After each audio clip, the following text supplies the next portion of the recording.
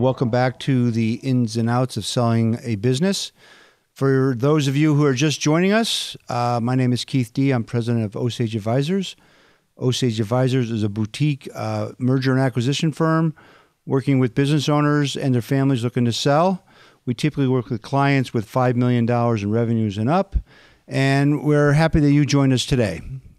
So it's been an interesting week at Osage.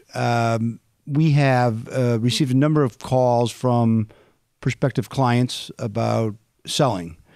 And I thought today would be a great time to talk about, questions you should ask yourself before you pick up that phone, right? Whether you're calling us or whether you're responding to a potential buyer, things you need to know, things you need to think about that are important to you, right? You plan every day. Talking to your customers, how to drive business. You also need to plan about things that are critical in selling. So people ask, when do you think about selling? And the old adage is, you should probably think about selling your company the day you open it, right? Put things in place so when you're ready to sell, your systems are in place, your people are in place, your relationship are in place with your customers. So we talk about this topic in season 1, but, we're all being inundated these days. The markets are incredibly active. Buyers are coming from everywhere looking to buy. And so I thought we'd just kind of go through readdress some of the questions we talk about. For example, is my team in place? My critical team, the people that I have got me where I am today. Is a management team in place that can take this business if I decide to retire? Those are things you need to think about. And if not, what steps do I need to do to make sure I have the right team supporting me so that when I sell this company, I can maximize the value of it? Not only from a price, but also from things that I want to see out of it, right? Because the buyer is going to look at you and they're going to look at your management team. They're buying the business because of the product line. They're buying the business because of the profitability. But at the end of the day, they're not going to buy the business without a strong team in place. So if you have a strong team in place, you're going to be able to get a lot of attention to your business that's going to help you maximize value on the sale. Sales and marketing. I mean, who owns the customer relationship? That's a critical point. For example, if you as the owner are the head of sales, you do all the interaction with the clients, you do all the quoting, you do this, you do that. It says the buyer comes in and said, well, I can't buy the business without you. So that's a key point. You got to think about, when is the proper time to delegate, bring in that sales team. I have a head of sales. I have a customer service that supports heads of sales. Do we have a CRM system or not? Do we just do it on an Excel spreadsheet or we take notes? Do we have a sales pipeline report? Do we know how to price our product? Not just by group, but by SKU. All these things factor into, preparing questions you need to talk about. And if these things are answers, you come back to yourself and it's like, you know what? I don't have that. So maybe it's time to hire a consultant or bring in a head of sales. If you're thinking about selling your business, we have these conversations with clients. We've been talking to a client for over 5 years right now. He and his family have put a lot of effort in the last 5 years in really improving on their systems and their processes and procedures. So when the time is right, they will be able to sell the company and maximize value. And the buyer's going to feel comfortable. Again, we talked about this before, is reducing that amount of skepticism from the buyer perspective is going to raise value. So those are things that you need to think about, right? Your management team, your sales, and also your customers, right? We had a conversation this week with a prospective client. Great company. They, in the e-commerce fulfillment space, they're obviously their business is ramped up. They went from $9 million to $15 million, and then in COVID they went out close to $30 million, and then now they're kind of settling in at $25 million in revenues. One of the things that we talked about was what's their customer mix like, right? One of the customers was like 80% of the business back in 2018-19. And now that customer is less than 50% of the business because they diversified, they grew. So when a buyer comes in, they want to know what the mix of customers is. And if you rely on one customer heavily, that is going to be going to devalue your business from their perspective. You're happy with it. You've had this relationship for 10, 20, 30 years. It's been taking care of you. Your profits are up. It's taking care of family. But a buyer looking at it says, well, what happens when you go away? Is that customer going to stay? That's your business. So, if you're ready to sell today and you have one big customer, there's ways of working around that. But if you are looking at your business, how do I diversify my customer base? Do I bring in a sales team to expand and find new customers? Do I hire an outside rep firm to kind of bring in new customers? Do I look at different avenues of business? Those are things you got to consider that are really important. So that diversification of your customer base is key to maximizing value through a sales process. So again, we're talking about, you don't need to have this huge plan, but just when you're thinking about selling your company, take out a piece of paper, take out a notepad and write down some of these things. Okay. How's my management team? What's my sales and marketing team look like? What does my customer makeup look like? Do I know what my margins are per product line? All these things are really important in the process when you're looking to sell.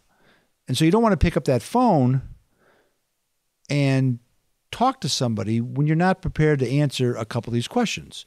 Some of the other questions we talk about, is your financials. Obviously, the first thing the buyer wants to say, hey, can you send me your financial statements?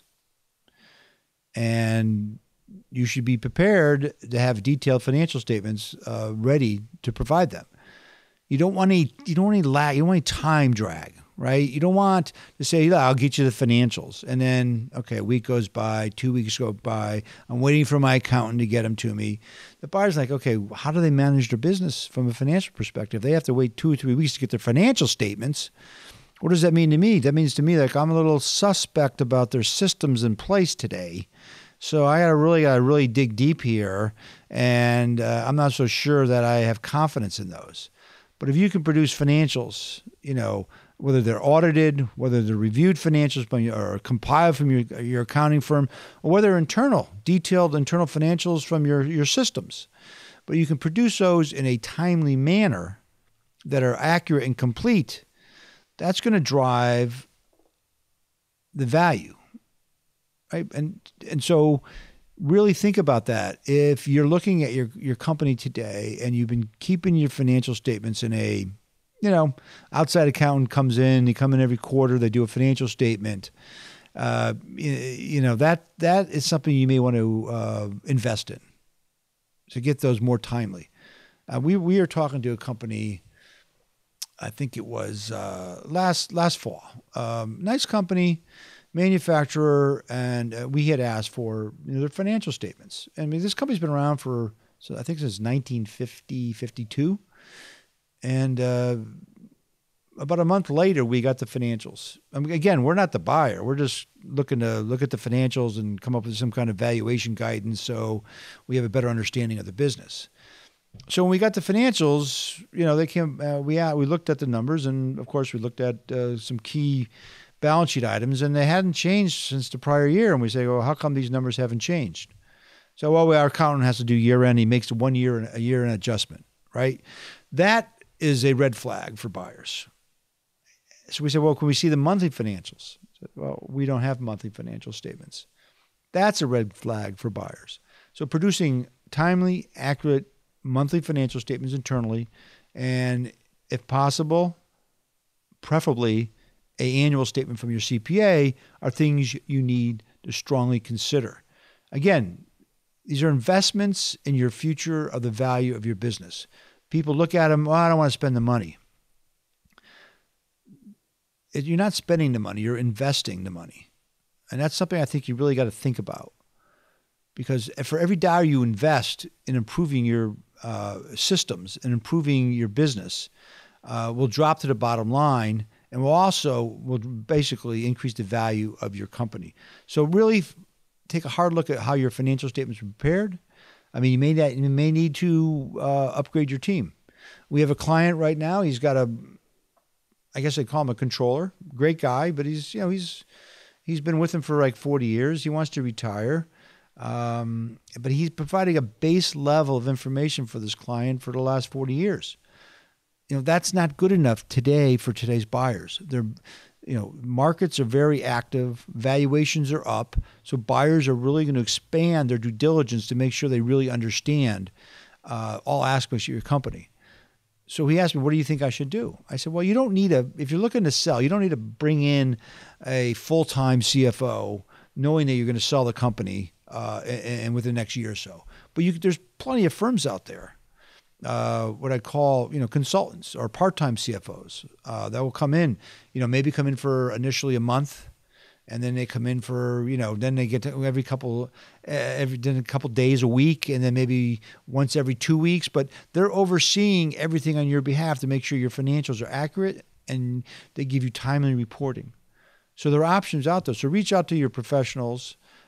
Reach out to us. We have a very strong database of what I would call CFO consulting firms that could really add a lot of value through this process to benefit you. In line with that, how are my systems today, right? It's really a big target area for buyers is to look at your information technology, including cybersecurity. What things you have in place to protect one of your biggest assets is your information. When's the last time you upgraded your system?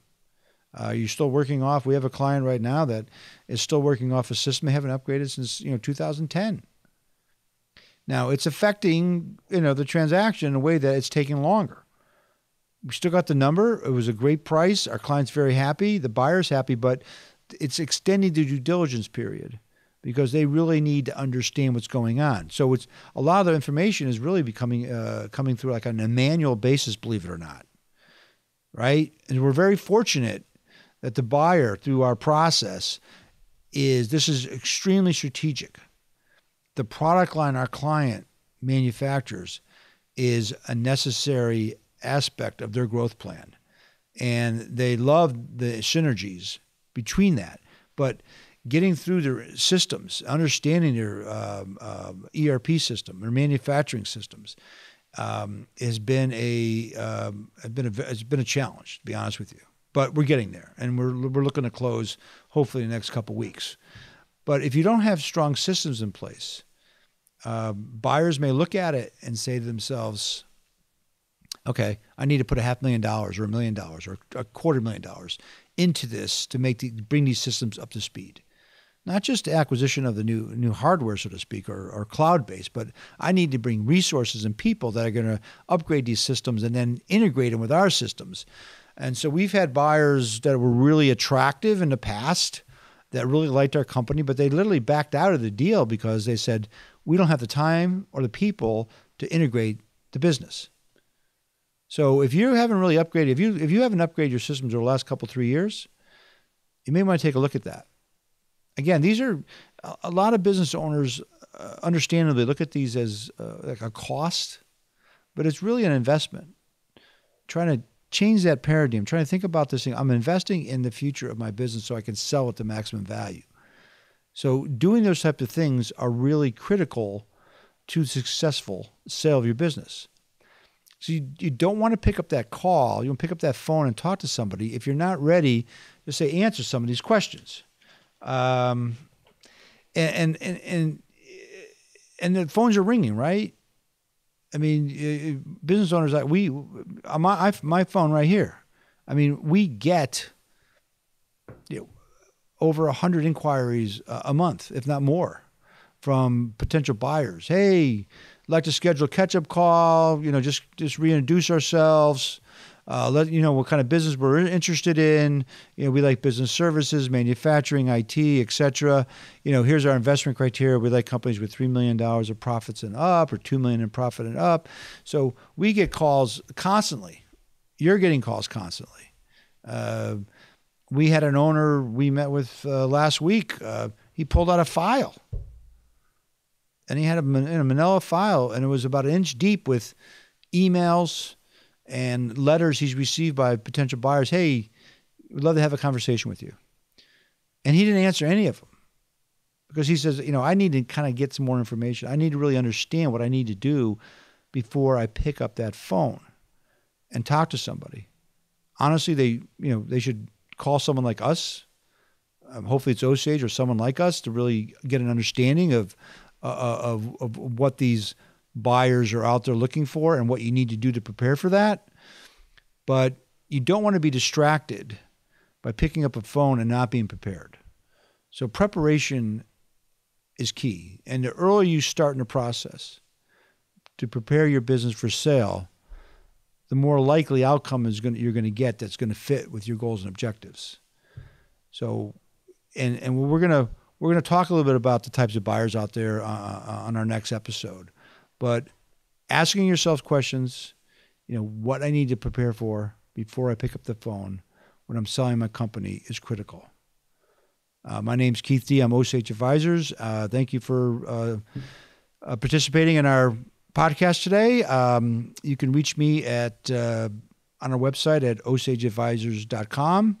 You can call me directly at 860-767-3273, extension 1001, or shoot me an email at kdee@osageadvisors.com. Thank you very much and have a great day.